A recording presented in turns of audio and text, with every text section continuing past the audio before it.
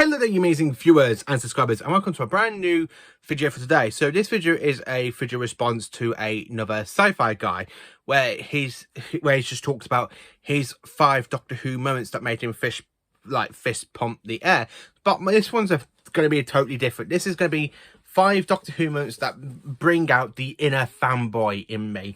Now, I've been a big fan of Doctor Who since I was probably growing up. I remember watching it around about 5. I was watching it with my dad and my granddad Mick. I was watching them on UK Gold, and I was also watching them on VHS and of course on the DVD range, because growing up I was brought up with a load of Doctor Who stuff.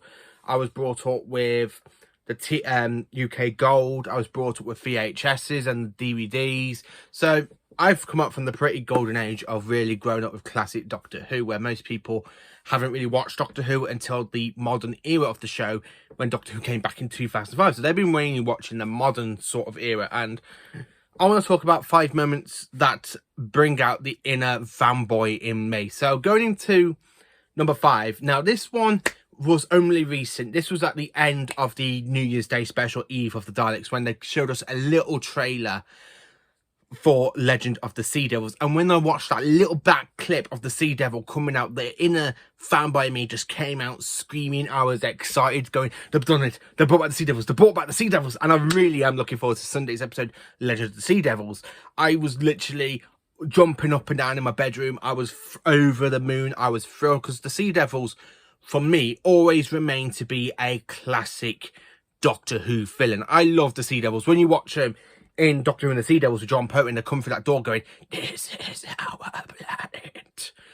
When I saw that image of the Sea Devil just walking up to the camera length, it's going like a bit blurred, and then the Sea Devil came out, the inner fanboy in me just came out screaming. I was jumping up and down in my bedroom, absolutely excited that they're bringing back the Sea Devils. I've always wanted the Sea Devils to come back ever since 2010, when I watched The Hungry Earth and Cold Blood, and I went to school talking to my best mate Jamie Arrowsmith, and I was there going, "Well, what do you think about The Hungry Earth and, you know, about the Silurian episode?" And he said he loved it. And I went, "Mate, go back and you need to go back and watch Doctor Who and the Silurians, the Sea Devils, and Voyage to the Deep. You will be over the moon." The Sea Devils is the second best thing about the kind of the Homo reptilia aliens, the Homo reptilia species that basically was introduced back in John Pertwee's era and Peter Davis's era. So basically, 3 doctors have gone and encountered their Silurians, which is literally the 3rd, 5th, and the 11th Doctors. Where now we've got the 3rd and 5th Doctors with the 13th Doctor bumping into the Sea Devils, and I'm really looking forward to that. But when I first watched that trailer, the inner child in me just came out screaming, excited. I just couldn't believe it. Absolutely fantastic. Now, in 4th place, now the inner child in me that came out was back in 2012, when we had the return of the Great Intelligence. Now, I grew up with my dad talking about the Great Intelligence a couple of times in my past. Like, when he literally showed me the episode 1 of the Web of Fear coming out, and he told me about the Great Intelligence. So when Richard E. Grant came in, now I watched Scream of the Shelker back in 2003 in primary school. The teacher put it on the whiteboard with the projector, and he put it on because he knew I was a big Doctor Who fan. So he put it on, and I actually watched that for the very first time. Luckily, it was literally coming up to the end of the year, so he did that for me, and my whole class watched that episode. But the one thing I have to say, when I saw Richard E. Grant and the Return of the Great Intelligence in the same episode, I was over the moon. Richard E. Grant played an ultimate version of the 9th Doctor in Scream of the Shelker, which is just an absolutely fantastic thing to ever go back and watch. Scream of the Shelker is absolutely fantastic. But when you have the return of the Great Intelligence after finding out some interesting stuff like the Web of Fear episode 1, which was actually released back in the early 2000s in this box set, and I actually watched this with my dad. So we kind of watched the Web of Fear episode 1, and with the return of the Robot Yeti. So the one thing I was so thrilled about was literally in the same episode, the return of Richard E. Grant and the return of the Great Intelligence. I just couldn't believe me luck when we had the return of a classic villain and some other stuff. Now, the third one, this one definitely brought out the fanboy in me back in 2007.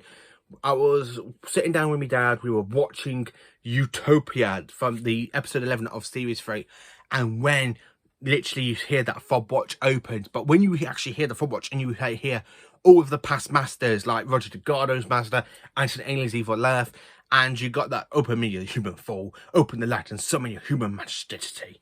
I just absolutely loved it. And then when he literally fears himself as the master, and he goes to Chanvo, and she goes, "Who are you, though?" "I am the master." And I jumped at that. It was absolutely a proper fanboy moment. It just brought out the inner fanboy in me for Doctor Who, having the return of the master. I was so over the moon with this one back in 2007. I remember running up to my dad and go, "Dad, it's the master, they brought the master back." Now, I grew up watching Classic Who. I knew who the master was at this point, and I was absolutely 100% over the moon at the return of the master. It was just an absolutely fantastic moment for anybody back who was fans of the classic series and the modern series, and you're kind of going, "It's the master, it's the master, it's the master." I still do it now. I literally, every time I go back and we watch Utopia, the inner fanboy in me, when he literally reveals that he's the master, jumped out. And then of course we actually see the master regenerate for the very first time in the episode, apart from the Keeper Talking, where he jumps into Tremus's body. Another fanboy moment, you know. So well,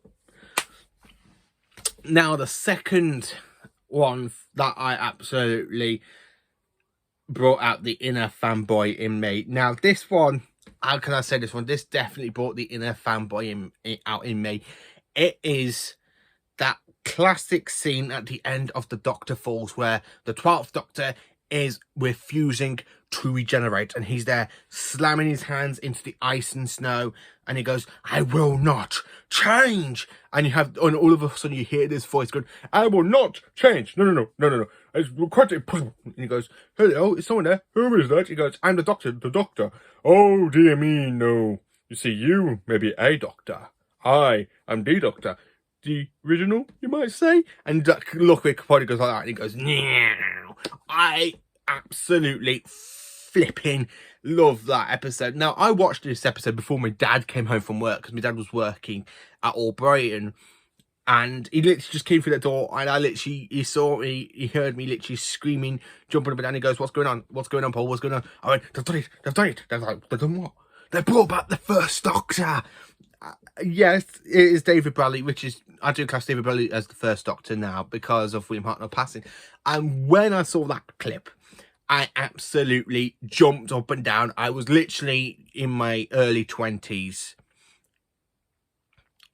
As you can tell, I'm literally coming up to 26 next month. So I was probably about 20, 21. And that was back in 2017.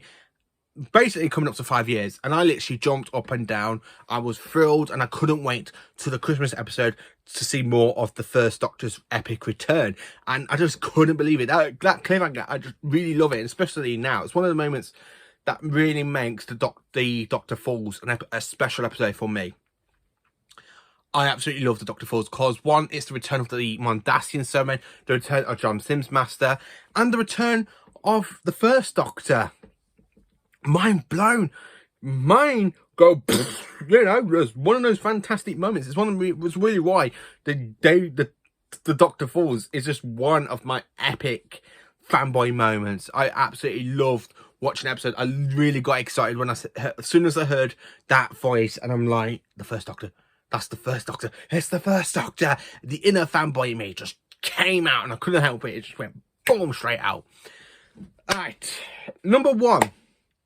Now, this one will always be my favourite. I was back at college when this episode aired back in 2013. It is The Day of the Doctor. Now, I was watching The Day of the Doctor. I knew we had David Tennant in. Now, I'm not really much of a David Tennant fan. Not much as I was back in the early 2000s. From 2005 to 2010, I was a big Tennant fan. But over the years, I just literally just went, nah, Tennant's not that. Oh, he's not all that great, is he? He's not all that great. People think, oh, Tennant is the best Doctor. No, he ain't, love. Go back and watch classic Doctors. Go back and watch the classic series. You have so many great Doctors. Tennant is not one of them. And I'm sorry to say it, Tennant is really not one of them. But when we got to that moment with all the Doctors talking to the High Council of the Time Lords, thinking of the way to save Gallifrey, I literally jumped out of the living room seat. I was watching that in the living room because my mum and my dad went to see UB40. So I was at home watching this episode. I actually watched this before my dad did. I actually watched this 5 times that night. 5 times I actually sat down and rewatched Day of the Doctor over and over and over and over and over and over and over and over and over again on BBC iPlayer. Just because of this fantastic scene where you got all of the past Doctors. They're using classic Doctors. They got the modern Doctors. They got fantastic clips. I absolutely loved it. And when I heard that voice, when he goes, calling the War Councillor Gallifrey, this is the Doctor. And I was like, God, the first Doctor, the inner child in me just came out. And then, of course, we had the clips of Troughton's Doctor, the clips of Pertwee's Doctor, the clips of Tom Baker's Doctor. Now, Tom Baker is my favourite Doctor. So when I saw that, I was like, I absolutely flipping freaked out at that bit, because that was just another iconic moment in Doctor Who history. And then, of course, we've got Davison, then Colin Baker. I literally flipped out Sylvester McCoy, because Sylvester McCoy is my second favourite Doctor. And when you hear him saying, I crossed the universe from one universe from the other, I absolutely belted myself for that, because I was literally over the moon. I couldn't help my inner boy. It's just one of those fantastic moments. No matter how many people say, oh, when you watch Day of the Doctor, your inner child still comes out. Your inner fanboy just comes out like that. Just literally goes like that. And that's what happened with me that when I watched it. And then, of course, over the years, it's still one of my favourite moments. I always go back and rewatch Day of the Doctor. It's one of my favourite modern episodes of modern Doctor Who. And then, of course, when we have the iconic moment with Christopher Eccleston's Doctor. Now, Christopher Eccleston was an absolutely amazing Doctor. I'm sorry to say this, but he's actually, out of all of the modern Doctors, he's my 3rd favourite modern Doctor. Nobody can beat my first favourite, which is Peter Capaldi. Then, of course, it's Matt Smith. And then, of course, Eccleston. Then Jodie. And then Tennant last. I literally do like Jodie Whittaker's Doctor a lot more than I like Tennant's Doctor. And I'm sorry to say that to all you Jodie Whittaker haters. Don't hate me for it, but it's my opinion. I think she's a lot better than the 10th Doctor, really. Her stories are a lot better than the 10th Doctor's, really. Specifically when you look at Series 2. Yes, Series 11 is the worst one. But when you look at Series 2 for the worst one for Tennant, same level. Same level. Series 3, it's a lot better. Where you got Series 12, which is absolutely fantastic, amazing more.